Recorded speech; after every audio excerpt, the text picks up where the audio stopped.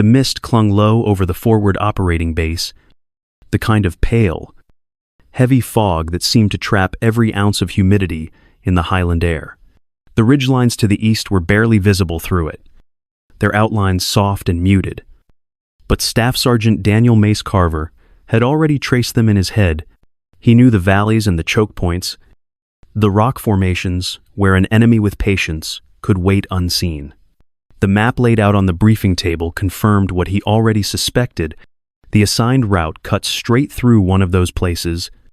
The rest of Chalk Team crowded around the table, their voices overlapping in an easy rhythm of banter and gear checks. The mission had been sold to them as a routine recon and capture. Cole Marvis, a smuggler with a reputation for slipping through loose nets, was the target. Command expected him to be operating light and unguarded. That was how it had been framed. Anyway, Mace stood back a step, close enough to listen, but far enough that his quiet presence blended into the background. His gloved fingers worked at the stub of white chalk he kept in a side pouch.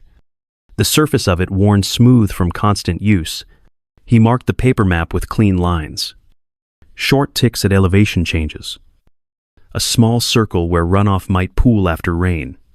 The chalk left faint dust on the edge of his glove. He brushed it off without thinking. Though the habit had always stayed with him, chalk was silent. It left no sound trail the way a pen or pencil might scratch. It could be wiped away with a single swipe if the map fell into the wrong hands. The lieutenant leaned over the map, his voice steady and confident as he outlined the route. When Mace mentioned that the valley floor funneled toward a narrow bend with limited cover, the man didn't even look up. He said the terrain was nothing unusual and that their pace would keep them ahead of any potential trouble. A couple of the younger Marines smirked. One made a quiet joke about Mace's tendency to overthink paths. It was easier for them to laugh than to picture how easily a dozen rifles could pin them down in that bend. In the dim light of the tent, the air smelled of damp canvas and coffee gone stale. A fan rotated lazily in the corner, pushing warm air rather than cooling it. Mace's eyes moved from the map to the chalk marks he'd made, then to the ridgeline drawn in thin contour lines. He slipped the chalk back into its pouch and reached into another pocket, feeling for the broken dog tag that had been there for years. The stamped metal was warm from his body heat, the edges worn smooth. It had belonged to a man who never came back from a mission not unlike this one. Outside, the sound of boots on gravel carried through the canvas. The base was waking fully now, the metallic ring of weapon actions being checked, mixing with the low drone of the generator. The rest of Chalk moved toward the gear racks, checking webbing, tightening straps. Mace followed. Though his pace was measured, his mind still on the valley. He knew the weather would turn that humidity into rain before they even reached the tree line. Wet ground meant slower movement and more noise. The thick canopy would choke radio signals even faster than normal. He adjusted his rifle sling, checked the angle of the optic, and ran a hand along the smooth stock around him. The others swapped last bits of banter. The sound of easy confidence. Someone asked about the smuggler's chances of slipping away. The lieutenant said they would box him in before he knew they were there. No one addressed the possibility of the enemy knowing the land better than they did. As the team formed up, Mace took his place at the rear. Exactly as assigned, the position was supposed to be for those least needed at the point of contact. It was a quiet dismissal wrapped in routine order. He didn't argue. His job, as far as they saw it, was to follow and watch for threats from behind. The morning light outside the tent was already flattening the colors of the ridges, turning green into muted olive. He stepped into it, his boots crunching softly over the gravel, before giving way to the packed dirt of the path out. The chalk marks on the map would stay behind in the tent, but the image of them was clear in his head. The valley bend, the narrowing cover, the way sound would carry differently there. He walked without speaking, his eyes already adjusting to the terrain, knowing the silence ahead would be the only reliable companion once they left the wire. The ridgeline fell away behind them, the open air replaced by a canopy that swallowed the sky. The path narrowed to a corridor barely wide enough for two men to walk shoulder to shoulder. roots crossing underfoot in a tangle that caught at boots and slowed their pace. Leaves hung low, slick with moisture, and the constant drip of water from above marked the passage of each step. The air grew heavier, as though the jungle itself pressed closer with every meter they moved forward. Within 10 minutes of entering the tree line, the first signs of signal loss came through the radio net. Static edged every transmission. A call from the point man to check spacing crackled and cut halfway through. The lieutenant brushed it off, telling them it was just the canopy's density. Nothing unusual. Mace adjusted his earpiece, but said nothing. He had been in enough dense terrain to know that early degradation this deep meant trouble for any long-range contact. He kept scanning the margins of the trail, letting his eyes sweep between the trunks and undergrowth. That was when he saw it faint white residue on the rough bark of a tree trunk at shoulder height. It looked like chalk, smudged as if a thumb had pressed against it. His first thought was one of his own marks from a previous sweep, but the position was wrong. The line angled differently from his system. He paused, ran his gloved fingers over it, and felt the dry powder cling faintly to the fabric. The gloves were already stained from the chalk he carried, but this was fresh, sharper in texture. He looked ahead. No one else had stopped. A shift in the canopy caught his attention, just a flicker at the edge of vision. Movement in the upper branches. He turned his head enough to check. Saw nothing but leaves swaying. The heat made the air shimmer in patches, blurring outlines. His pulse stayed steady, but the weight in his chest deepened. The humidity wrapped around them like wet cloth. Sweat pooled at the base of his neck, rolled under the collar of his shirt. The gear on his back felt heavier. With each step, the straps digging into his shoulders. Ahead, the point element kept their pace brisk, pushing toward the bend in the valley the lieutenant had mentioned earlier. Bird calls had been steady along the ridgeline, but somewhere in the last 50 meters they had stopped. The silence was not total. Water still dripped. Insects still buzzed, but the layered chatter of the canopy had gone flat. Mace slowed slightly, listening, watching for the shapes that were no longer there. One of the younger Marines behind him muttered something about the air feeling close. Another answered with a quick joke about jungle ghosts. The sound of forced humor was sharper than it should have been. They reached the bend, where the trail cut between two large trunks and the ground sloped slightly down toward a narrow stream. Something caught the light ahead, a glint that drew the eye. Hanging from a thin vine at head height was a dog tag. Clean, the metal polished enough to reflect a muted shape of the path behind them. The chain looped neatly. No rust. No dirt. No sign of weathering. Mace stopped fully this time, his eyes on the tag. It was the kind of placement no accident could explain. He took one step toward it, hand lifted, but the lieutenant's voice came from the front without turning. "Leave it. We keep moving." The order carried no room for discussion. Mace looked once more at the tag, then stepped past it, his boots sinking slightly into the damp earth. The corridor ahead seemed even tighter now, the branches arching overhead into a tunnel. Light dimmed further, the greens turning to shadowed brown. The radio hissed faintly in his ear, then went quiet. Mace adjusted his rifle's sling, keeping his eyes on the shifting shade ahead. Every sense told him the valley was guiding them, not the other way around. The others moved as they had since leaving the base, some with the careless stride of men who had been told the fight was somewhere else, others with the faint tightening in their shoulders that betrayed a growing unease. Mace kept his breathing even, matching the pace, his mind mapping every chalk mark that was not his, and every gap in the soundscape. The bend was behind them now, but the feeling of walking deeper into something prepared lingered, pressing in with the weight of the jungle air. The first blast came from somewhere high in the tree line, a sharp, concussive crack that folded the jungle air in on itself. The second followed instantly, shoving the noise into every direction at once. Claymores, Mace realized, already set. their arcs pre-measured. The forest erupted with muzzle flashes from above. Short bursts angled down through the canopy. Bullets tore leaves into falling confetti. The lieutenant shouted for cover. But the sound of his voice was barely more than a ripple under the gunfire. The team scattered for what little protection they could find. The ground under Mace's boots went from firm soil to the kind of swampy muck that pulled every step into a slow fight. His left knee sank almost to the pad before he yanked it free. Water and black mud splattering across his rifle. The humid air made every breath thick. A Marine just ahead of him went down hard, a round tearing into his shoulder. Mace grabbed his webbing, dragging him behind a rise of tangled roots that barely broke the line of sight. As he pulled him down, something snapped in Mace's vest pocket. He didn't have to look to know the chalk marker he carried had shattered. He felt the powder on his gloves before he saw it.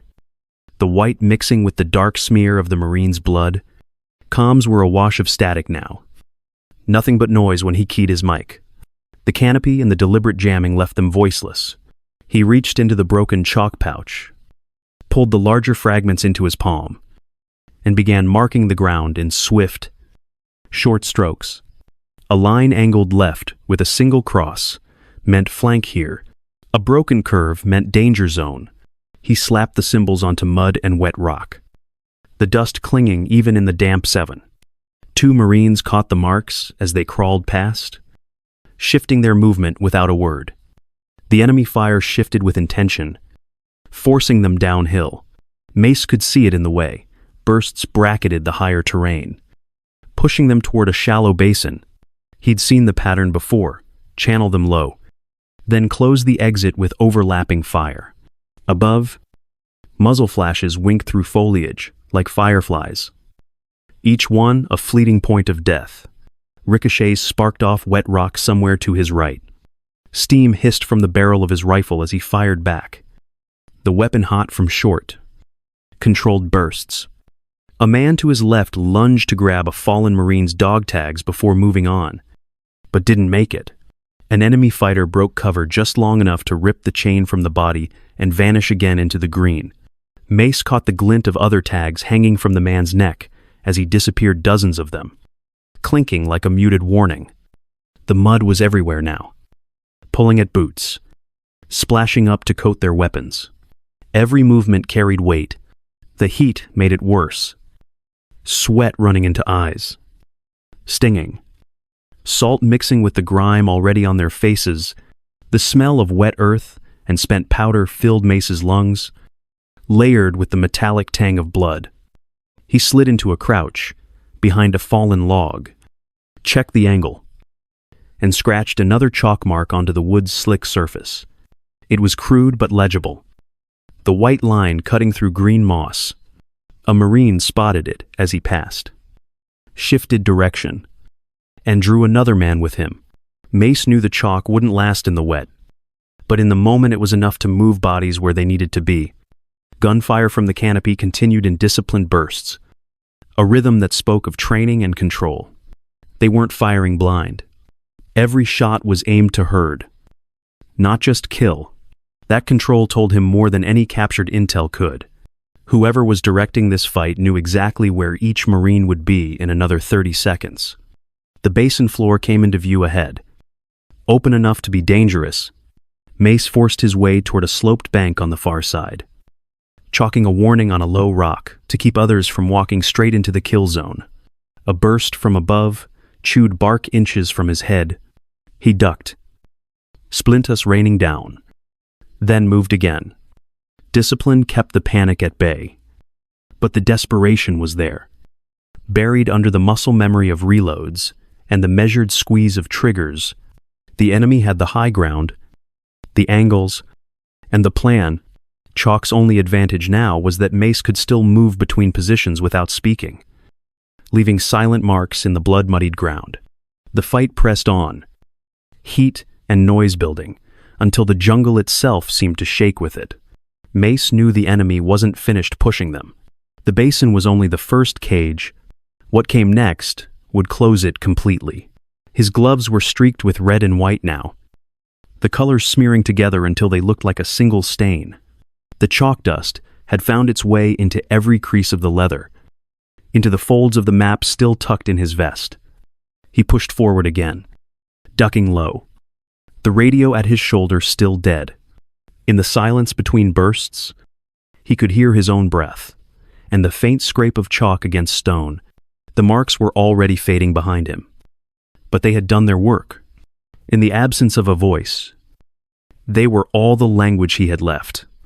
Mace had been holding the rear, tracking the team's staggered withdrawal through the basin. When he saw the pattern in the fire, the bursts from the canopy had shifted, aiming just behind the group, not at them. It was the kind of adjustment meant to keep attention forward, while the real noose tightened from above. No one had told him to move, but he slid back into the shadow of a fallen trunk, dropped flat, and let the jungle close over him. By the time the next burst rattled the treetops, he was gone from sight.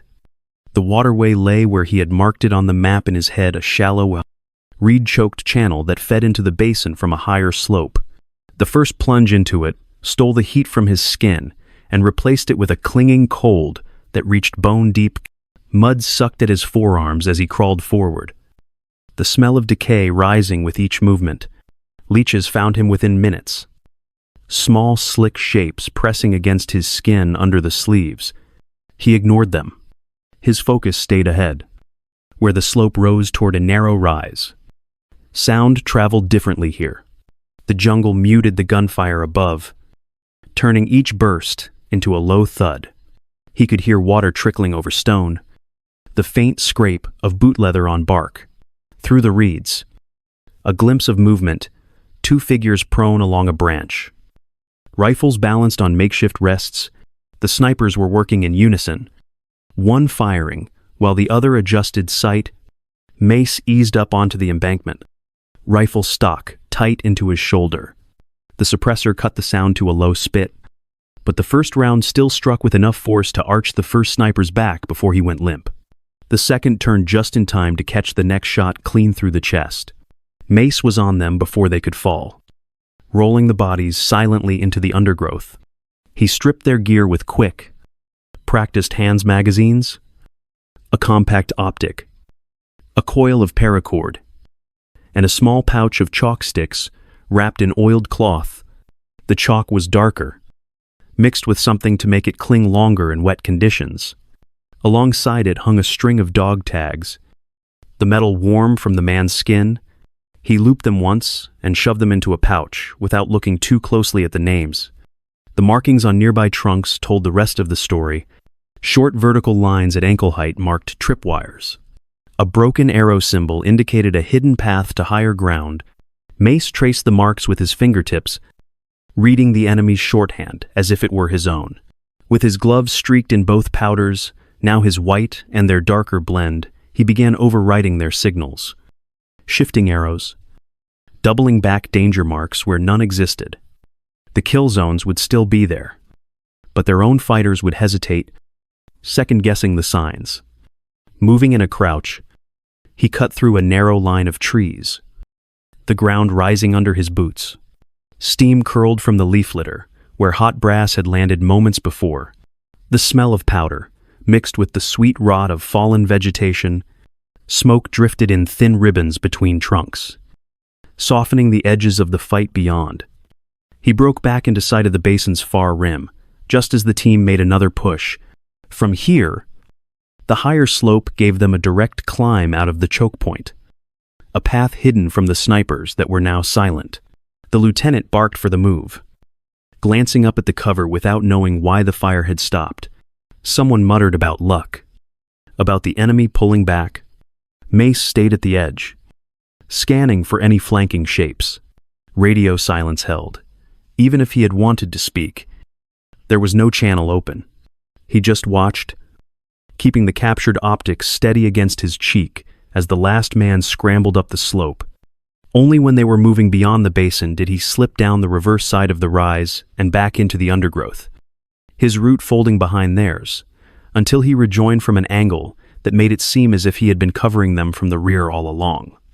No one asked where he had been, No one saw the darker chalk smeared across his gloves or the slight clink from the pouch at his side. They moved on, the higher ground buying them breathing space. Mace walked in silence. The weight of the chalk sticks and the captured dog tags, a reminder of how thin the line was between their survival and the trap that had almost closed. The marks on the battlefield now belonged to both sides, layered and crossed until the ground itself seemed to carry the memory of every step taken. The ruin barely held a roof. What beams still stood were blackened and split, gaps wide enough for the rain to come through in cold, steady lines. Water pooled in the corners and turned the floor to mud. The handful of survivors huddled inside kept low, rifles resting on knees, eyes fixed on the open doorways. The jungle pressed right up to the edges, its damp green walls shivering in the wind. Mace crouched near a broken window frame, his hands moving through the gear stripped from the dead. The laminated cards he had pulled from an enemy pouch were stiff under his fingers, the surface beating with moisture. He wiped one clean against his sleeve and scanned the printed grid, times and arrows, formation blocks, arrows curling in from flanks. The pattern wasn't for this fight. It was for something bigger. A full assault on a U.S. outpost that would fall neatly if the timing held. The lieutenant sat against the far wall, his left arm in a makeshift sling, the skin pale under the streaks of mud. The magazine in his rifle was half full. He didn't bother loading another. His voice was low but sharp. "You can break their line. Get the word out before this moves past us." Mace met his eyes for a moment. The order wasn't just about escape, it was about leaving the others to hold without him. Outside, the fire had quieted, but the silence felt stretched. A lull waiting for the right moment to snap. Mace laid the cards beside him, pulled the fragments of chalk from his pocket, and began marking a short piece of scrap wood, thick crosshatches, angled slashes. The shapes he knew would read as movement paths to the enemy. He planted the first decoy against the wall just inside a visible gap, then strung a tripwire to a small bundle of cans that would rattle when disturbed. The mud clung to his gloves, mixing with the chalk until the lines blurred, red, brown, and white in the same streak. He moved between walls, adding false signals to tree trunks and low stones just beyond the ruin. Each mark was placed to draw attention where he would not be. The real path lay off to the west, masked by an overhang of vines and a shallow gully that would hide him from above. He worked fast, the rain running cold down the back of his neck. The laminated cards went into his vest, sealed as best as the gear allowed. He took the enemy comms unit from its pouch. The metal chilled, the headset wire frayed. It wasn't secure, every word could be overheard, but it might be the only way to get the warning past the tree line. The lieutenant's voice came again. "Tighter now. Once you're out, you don't come back for us. You understand?" Mace nodded once. There was no promise to make. They both knew the choice had already been made when the cards were found. Before leaving, he set one last decoy, a chalk arrow pointing toward a stretch of mud that would collapse under weight, slowing anyone who followed. The mark looked fresh, convincing enough to draw pursuit. He brushed the excess dust from his gloves. Though it still clung in the seams, the rain hadn't washed it all away yet. At the edge of the ruin, he paused to watch the others, faces set, bodies braced in the corners. They would hold as long as the ammunition lasted. Mace turned away and slipped into the trees, the sound of the rain swallowing the faint rattle of the tripwire cans behind him. The jungle closed in quickly, the path narrowing, the ground tilting toward the gully. The comm unit stayed cold in his hand, the earpiece silent. He knew he'd have to risk it soon, just enough to get the message through. The cards pressed against his chest with every step, a reminder that this fight was only the start of something larger. Survival was no longer the point.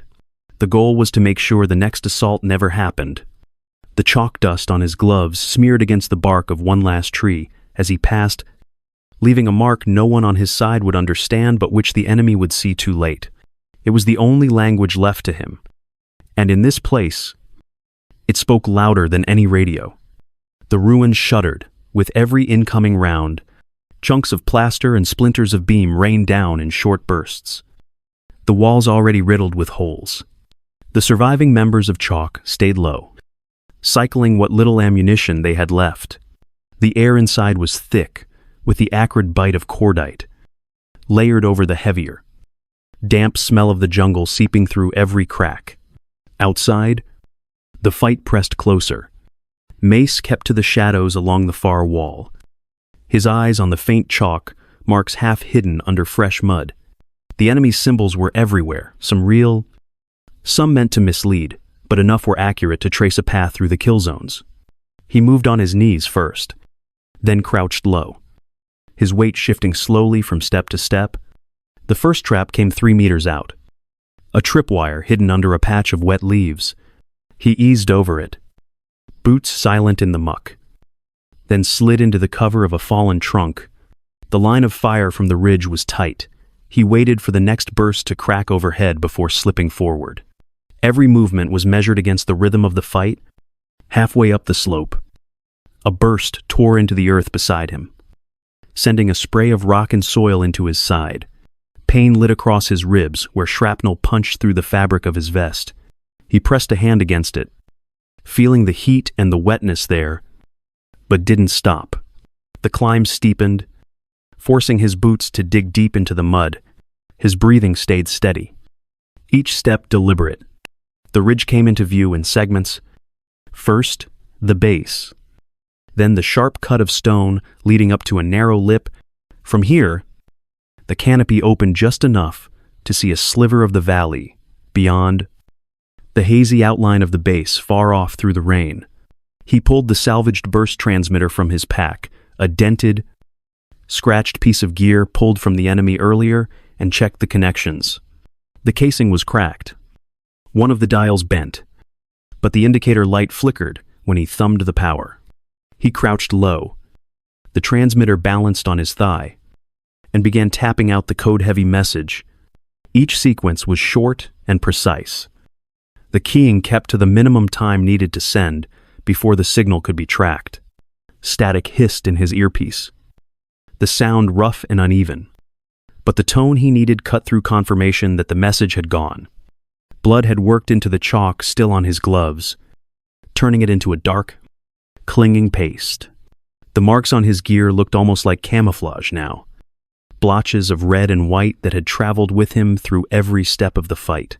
He glanced once more toward the distant base, the ridge wind pulling at the edges of his sleeves, then shut down the transmitter and stowed it under a layer of wet leaves. The climb back down would be harder. The traps would still be there, the fire still watching. But for the first time since the valley closed in around them, radio silence was broken, and the warning was on its way. That was enough to move. The first sign was the deep, rolling roar that didn't belong to the jungle. Harriers swept in low, their engines tearing through the canopy's stillness. Downwash bent the trees and churned loose leaves into a storm of green. The first runs sent bursts of fire into the high flanks, scattering the shapes that had been pressing in for hours. Smoke boiled upward from the tree line, folding into the rain-heavy sky. Marines in full combat gear pushed through the haze, as rifles up, boots churning the wet earth. Their movement was sharp and practiced, sweeping the edges before they closed on the ruin. The survivors inside didn't need orders, they were already moving, shouldering rifles, pulling the wounded toward the open ground where the extraction bird waited. Mace was at the rear, one arm braced under the shoulder of a Marine whose leg barely carried him. They crossed the last stretch together, mud sucking at their boots, rotor wash flattening the rain into hard, stinging sheets. He handed the wounded man to another set of hands and stepped back, letting the flow of movement pull him toward the bird without slowing it. The Harriers circled once more before breaking off, their engines fading into the distance.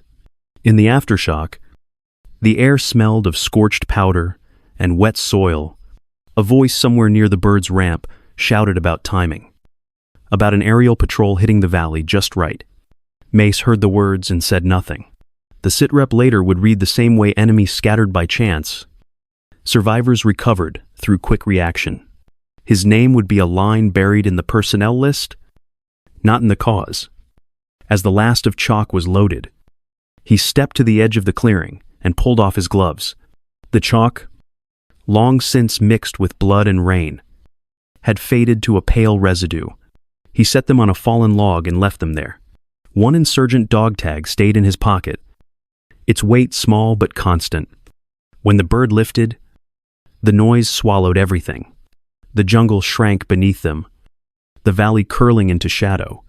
The dust below was just dust now, washed clean. The marks gone with the rain. The engines filled the space where silence had ruled, but they carried no truth of how the escape had been made. That would stay with him alone. The gear bay was dim, lit by a few overhead bulbs that buzzed against the quiet. The smell of gun oil hung thick in the air, mixing with the damp scent of canvas tarps draped over stacked crates. The survivors of chalk moved without speaking, setting rifles on benches, stripping magazines, brushing mud from webbing. The sound of cloth on metal and the occasional click of a bolt locking forward were the only markers of time.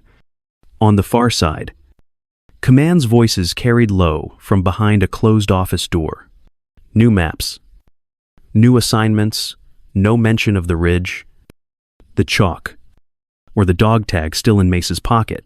His name would not pass into any briefing. No one asked about the missing marker. No one asked about the gaps in the fight that Luck was said to have filled. Mace sat at the steel table near the wall. A fresh map of the valley lay spread before him, its edges curling in the humid air. The inked contours were clean, unmarked. Waiting for routes and cautions to be set, he rolled a new stick of chalk between his fingers, the surface unblemished. When he set it to the paper, the first line left a pale trail that caught in the table's light. Dust from the tip drifted onto the edge of the map, collecting in a fine arc. The sounds around him faded into the steady scrape of chalk. He marked possible choke points, places where fire could be directed, where cover was good and where it failed. The work was methodical, his breathing even. The clean dust under his hand was different from the red-streaked mix he had carried in the valley. This was a reset, a start line that carried no stain except what would come later. The map folded neatly when he was done, the chalk stowed in a side pouch where it would sit until the next time it was needed. He leaned back for a moment, eyes on the table, listening to the muted hum of the bass. Outside, somewhere past the walls, the jungle pressed on, holding the ridges and shadows that would always be waiting. Recognition was never the point. Survival and prevention were the measures he carried, and the work for both never stopped. In the quiet of the gear bay, radio silence had returned, and with it came the same readiness as before, just a man, a map, and a line of chalk waiting for the next mission.